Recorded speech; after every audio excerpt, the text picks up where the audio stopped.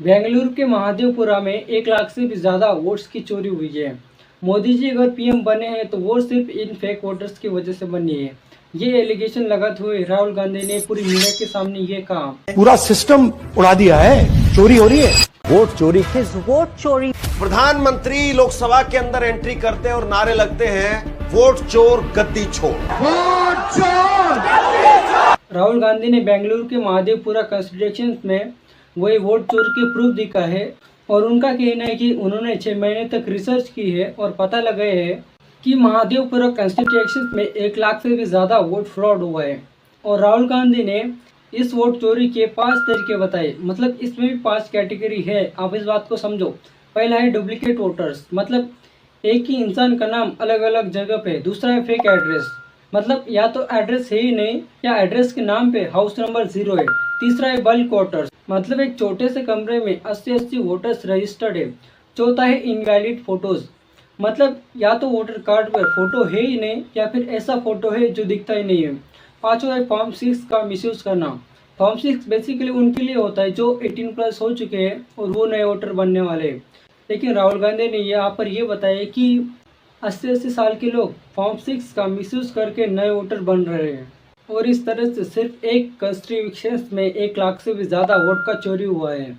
देखो, ये बहुत बड़ा एलिगेशन लगा दिया है राहुल गांधी ने बीजेपी पर, लेकिन ईसीआई इस पर क्या रिस्पॉन्स करती है वो हम आपको आगे बताएंगे। लेकिन एक और बात आप जान लीजिए कि ये वीडियो लेट आई है, सॉरी बहुत लेट आई है, लेकिन इस वीडियो में हम आपको जितना हो सके उतना ये जानकारी आपको पूरी और अच्छे से समझाने की कोशिश करेंगे।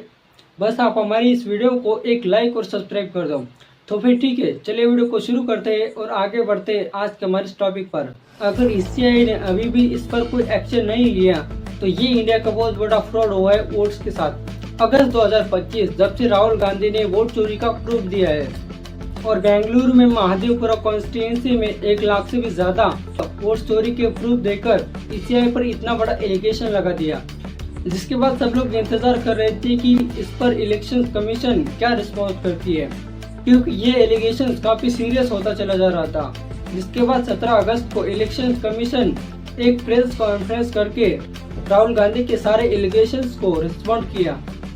लेकिन उन्होंने क्या कहा है ये आप सुनो। क्या अपनी माताओं, बहुओं, बेटियों सहित किसी भी मतदाता की सीसीटीवी वीडियो चुनाव आयोग को साझा करनी चाहिए क्या?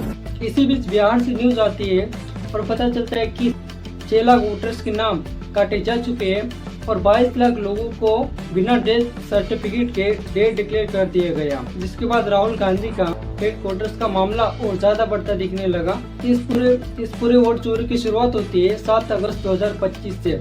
7 अगस्त को राहुल गांधी ने एक प्रेस कॉन्फ्रेंस की। राहुल गांधी ने यह बताया कि उनकी एक 30 से 40 लोगों की डेडिकेटेड टीम ने पिछले 6 महीने तक ग्राउंड पे काम किया और ये पता लगाया कि बेंगलुरु की महादेवपुरा लोकसभा सीट पर जो इलेक्शन हुआ था उसमें 6.5 लाख से भी ज्यादा वोट्स कास्ट हुए थे और इनमें 1 लाख से भी ज्यादा वोट्स फर्जी थे। और राहुल गांधी ने ये सबूत के साथ क्लियरली एक्सप्लेन किया कि ये 1 लाख फर्जी वोटर अलग अलग 5 कैटेगरी के अंदर आते हैं। पहला है डुप्लीकेट वोटर्स का, जिसमें एक ही इंसान मल्टीपल जगह पे वोट करता है।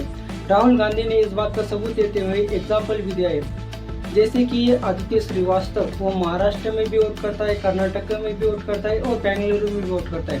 मतलब आप समझ सकते हो कि एक ही इंसान अलग अलग 4 जगहों पे वोट कर रहा है और ऐसे ही 11,965 वोटर थे। इस फर्जी वोटर में दूसरा कैटेगरी क्या है ये भी सुनो। दूसरा कैटेगरी फेक एड्रेस का, मतलब 40,000 घर के एड्रेस थे ही नहीं, 0 थे। इस फर्जी वोटर में तीसरा कैटेगरी क्या है ये भी देखो, बल्क रजिस्ट्रेशन। अब इसमें होता क्या है ये सुनो। एक सिंगल बेडरूम के घर में 80 वोटर्स रजिस्टर्ड थे और जब राहुल गांधी की टीम वहाँ पर पहुँचती है और जब चेकिंग होती है तो उन्हें पता चलता है कि वहाँ पर सिंगल फैमिली रहती है और ऐसे वोटर्स का नंबर 10,452 लोगों का था। इस फर्जी वोटर का चौथा कैटेगरी है इनवैलिड फोटोज, मतलब कहीं पे तो फोटो है ही नहीं और कहीं ऐसा फोटो है जो दिखता ही नहीं। और ऐसे 1-2 नहीं बल्कि 4,132 लोग ऐसे थे जिनका फोटो ही नहीं था। इस फर्जी वोटर का लास्ट कैटेगरी है फॉर्म 6 का मिसयूज करना। फॉर्म 6 बेसिकली उनके लिए होता है जो 18 से 25 साल के हैं और ये नए वोटर बनने वाले हैं। और राहुल गांधी ने बताया कि 33,652 लोग ऐसे थे जो इस फॉर्म 6 का मिसयूज कर रहे थे। इसके लिए राहुल गांधी ने शकुन रानी का एग्जाम्पल दिया। उन्होंने दिखाया कि कैसे ये 70 साल की एज में न्यू वोटर बनी है। मतलब यहाँ फॉर्म 6 का गलत तरीके से मिसयूज किया गया है। ये सब कुछ होने के बाद ये दोनों पार्टीज एक दूसरे के खिलाफ एलिगेशन लगाने में कोई कसर नहीं छोड़ रही है। और राहुल गांधी ने तो ये तक कह दिया कि अगर इलेक्शन कमीशन हमें डिजिटल डाटा दे दे तो हम वोट चोरी पूरे देश भर में दिखा देंगे और साबित कर देंगे कि नरेंद्र मोदी गलत तरीके से पीएम बने। इन सबको हम थोड़ी देर के लिए साइड रखते हैं और जानते हैं कि ICI election commission of India जो इलेक्शन करवाती है वो इस पर क्या रिस्पॉन्स करती है।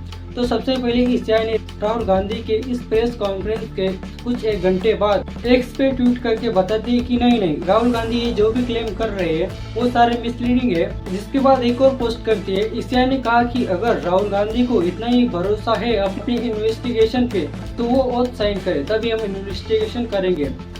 राहुल गांधी के 6 पोस्ट के 10 दिन बाद ICI एक प्रेस कॉन्फ्रेंस करती है और ICI ने रिस्पॉन्स क्या दिया है ये सुनो। ICI के ऑफिसर न्यायाधीश कुमार ने इन्वेस्टिगेशन के नाम पे किस तरह की बातें की है ये आप देखो। मेरी इतनी बातें सुनने के बाद आपके माइंड में एक सवाल तो दौड़ लगा ही रहा होगा कि मैं किस पार्टी का साइड ले रहा हूँ, इस पार्टी का या उस पार्टी की। देखो मैं यहाँ पर किसी की भी साइड नहीं ले रहा हूँ, जो बात सच है वही मैं आपको यहाँ बता रहा हूँ।